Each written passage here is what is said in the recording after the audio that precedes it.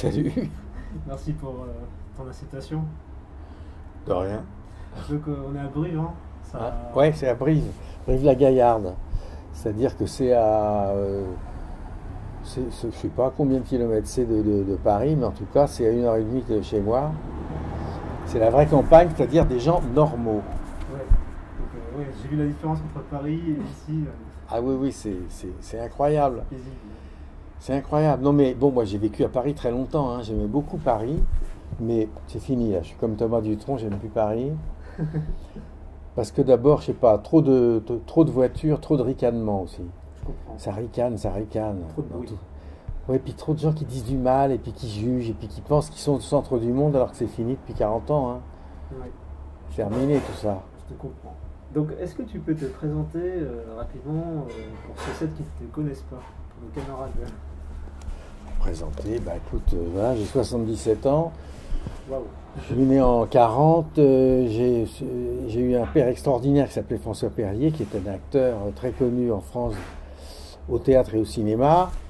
Et puis la chance a voulu que je rencontre un homme incroyable qui s'appelle Daniel Philippaki en 1956. Et comme je ne savais pas quoi faire dans ma vie, il m'a dit: est-ce que tu veux être photographe? Je dis oui. Bon, il m'a engagé. Et puis voilà, tout de suite, il avait un journal qui s'appelait Jazz Magazine sur les musiciens de jazz. Et puis il m'a passé un appareil, il m'a dit: tu pars en tournée avec Miles Davis et Ella Fitzgerald et Dizzy Gillespie. Et puis voilà. Après ça, bon, pendant 4 ans, j'étais son assistant en même temps. Et puis ensuite, je suis parti à l'armée, parce qu'à l'époque, on faisait 28 mois Oui, d'armée, hein, avec 28 mois de service militaire. exactement. Donc je veux un peu de respect, jeune homme, s'il vous plaît. Et la guerre, tu vois, et l'Algérie, bon. Oui. Et puis au bout de 28 mois, je suis rentré à Paris, et là j'ai croisé Daniel qui m'a dit: je vais faire un petit journal de musique, est-ce que tu veux le faire avec nous? Et boum, c'était Salut les copains. Et là, coup de chance extraordinaire, on tire à 100 000 exemplaires, et 6 mois plus tard, on est à 1 million. C'est énorme. C'était énorme. Donc, en allant vers ces personnes, qu'est-ce que tu as appris? Est-ce que tu as appris des choses sur la vie encore plus Ah qu'avant? ouais, oh. Ouais. J'ai appris, oui. Ah ben, c'est-à-dire que j'ai appris surtout avec l'âge. Ouais. J'ai appris que d'abord, à part faire un enfant et être malade, il n'y a rien de grave. Ouais. Rien n'était vraiment important. Par contre, faire un gosse, là oui, c'est très important, c'est même honteux d'ailleurs, parce qu'on le fait pour soi, pas pour lui. Oui. Et on le met dans un merdier dont je suis pas sûr qu'on ait raison de le faire. Ouais. Et être malade, oui, parce que ça, là, c'est plus ta faute, tu peux plus t'en sortir, t'es tributaire d'une chose qui t'échappe.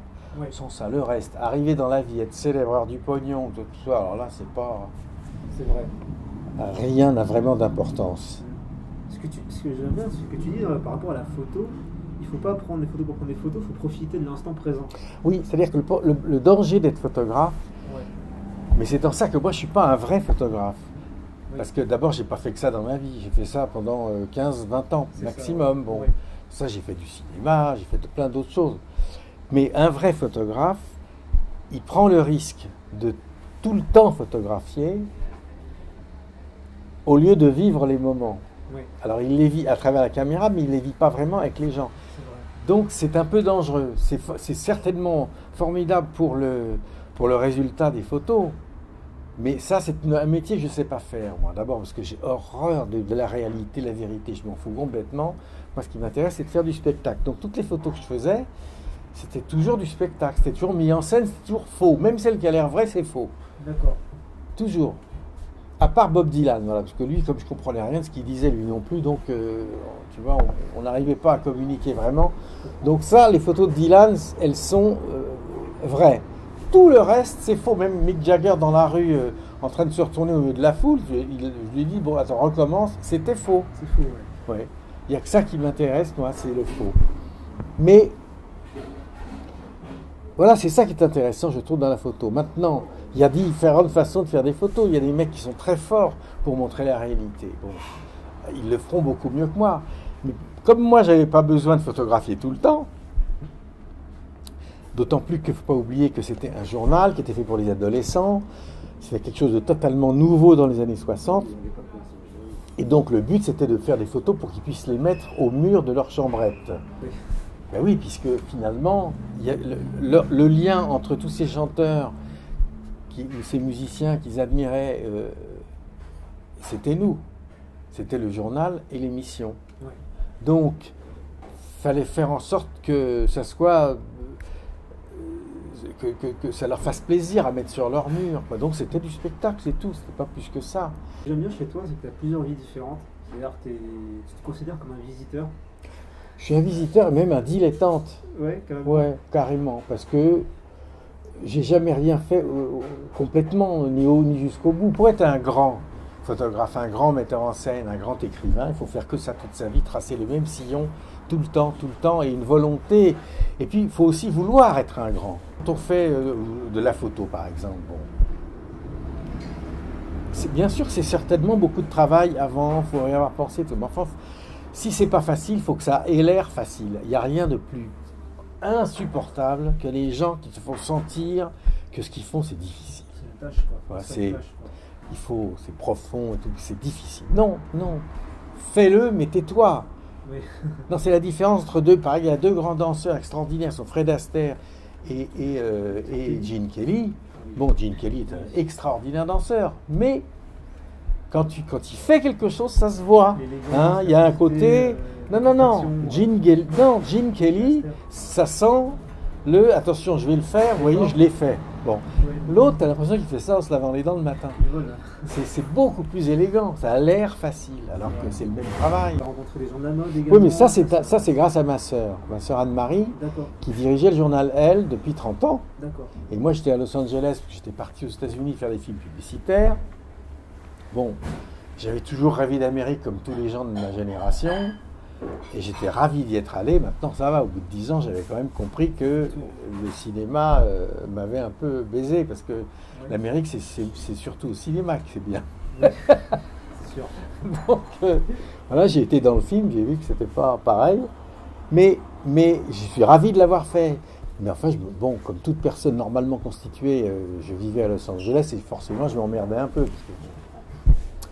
Et ma soeur m'a appelé, elle me dit, alors qu'est-ce que tu fais? Je lui dis, j'en peux plus de là.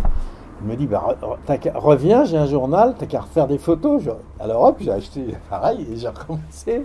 Et c'est comme ça, j'ai fait, grâce à Anne-Marie, j'ai pu faire exactement la même chose que je faisais dans les années 60, c'est-à-dire des mises en scène, sauf que ce n'étaient pas des chanteurs, c'était des couturiers. D'accord. Ce qui est logique, parce que les couturiers sont les rockstars d'aujourd'hui. Ouais, c'est vrai. Parce que bon, tous les rockstars aujourd'hui, ils sont mariés, ils ont des gosses, ils sont installés. C'est que personne ne vit comme Lagerfeld, Yves Saint Laurent ou Jean-Paul Gaultier. Personne. C'est ça. C'est des rockstars. Ouais. Donc, ce que j'aime bien aussi chez toi, c'est que il y a un cycle. C'est-à-dire que tu es revenu quelque part à tes origines. Donc l'Aveyron, le calme, quoi, nouveau. Pourquoi l'Aveyron? Non, mais l'Aveyron, je ne suis pas du tout de racines dans l'Aveyron. Hein. Je connaissais personne, je suis descendu tout droit. Bon. Parce que, comme toujours dans ma vie, j'ai gagné beaucoup d'argent et j'en ai perdu autant. Parce que j'ai toujours vécu au-dessus de mes moyens. Donc, forcément, je me retrouvais dans la merde à peu près tous les 10 ans. Dépensé beaucoup? Toujours plus. D'accord. Donc, sauf ce qui est formidable, le seul avantage d'être vieux, c'est que j'ai besoin de beaucoup moins de choses, donc je dépense moins qu'avant. Mais j'ai claqué. Mais alors souvent, j'étais tout en haut, et puis après, boum, tout en bas. Et dès que j'étais sans un rond, dès que j'étais dans le pétrin, j'ai acheté une maison. D'accord. Parce que comme ça, t'es un vrai pétrin, là. Parce qu'une fois que tu l'as acheté, il faut la payer. Donc, tu es obligé de trouver des trucs pour... Et donc là, il y a 20 ans, j'étais dans la merde. Ouais. Je dis, bon, faut que j'achète une maison. Et alors là, je vais être dans le sud, au soleil, surtout pas au bord de mer, parce que la Côte d'Azur, avec les gens, ça, c'est pas possible. Ah oui. Et il faut être dans la campagne, avec des gens normaux. Oui. Voilà. Et là, j'ai choisi l'Aveyron, mais par hasard, je suis descendu vraiment tout droit. Puis je me suis dit, tiens, c'est bien ici, boum, voilà. C'est ça. Donc après l'écriture, évidemment. Pourquoi l'écriture? Alors ça, c'est aussi l'écriture, c'est parce que d'abord, mon premier livre que j'ai écrit en 99 ou 2000, qui est sorti en 2001, je crois, Ah oui. c'était parce que j'avais une histoire très compliquée quand j'étais jeune, entre mon père et puis mon géniteur, tout ça. Bon, je ne veux pas rentrer là-dessus parce que... Mais j'étais en dépression à cause de ça. Bon, or j'avais 60 piges, quoi. Bon, alors, quand tu es en dépression à 60 ans à cause d'un truc qui t'arrive quand tu as 16 ans, il faut trouver un moyen. Alors, c'est à toi, tu t'allonges chez un psy qui te coûte une fortune et tu dis des conneries, soit tu l'écris. Et ça devient, voilà, ça devient une thérapie. Ton propre psychologue. Ouais, absolument.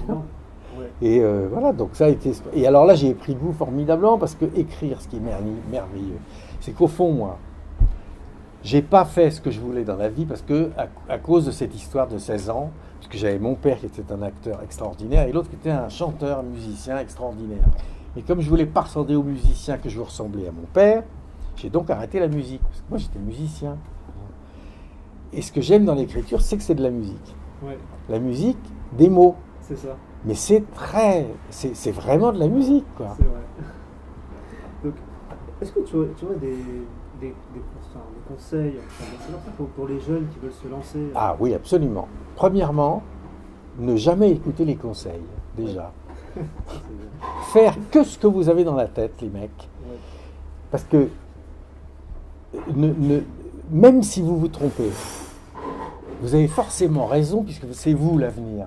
Donc, gourez-vous, rentrez dans des platanes, faites rien, c'est pas grave, essayez des trucs, mais n'écoutez personne, surtout pas les vieux.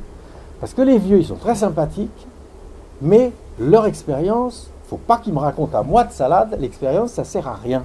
Parce qu'on refait les mêmes conneries toute sa vie. Ouais. Donc, faut pas écouter leur expérience, il faut fabriquer la leur. Donc, vous avez un truc dans la tête que vous voulez faire, n'écoutez personne et allez-y. Il n'y a que ça que je donne comme conseil. Donc ne m'écoutez pas en gros. Tu as un dernier mot pour les internautes, un mot de la fin? Un dernier mot pour les internautes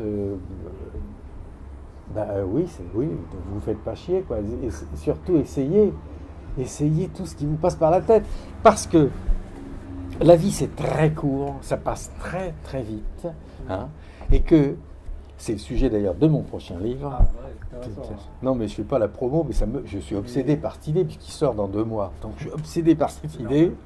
C'est que être vieux, c'est chiant. Ça n'a aucun intérêt. Qu'on ne nous raconte pas de salade avec la vie commence à 60 ans, la beauté des rides, tout ça c'est des conneries. Hein, c'est parce qu'il y a un gros marché maintenant des vieux, donc voilà. Bon, moi j'ai sorti un livre qui dit le contraire. Et le conseil que j'ai à leur donner, c'est vivez les trucs tout de suite, parce que n'oubliez pas que sur 90 ans de vie, si vous avez la chance de vivre 90 ans, vous allez passer les 30 premières à ramer pour monter et les 30 dernières à ramer pour pas descendre. Donc il y a 30 ans de bon au milieu. Alors, n'hésitez pas les mecs, allez-y. Très bien. Sur ce, je t'en remercie infiniment. Avec plaisir.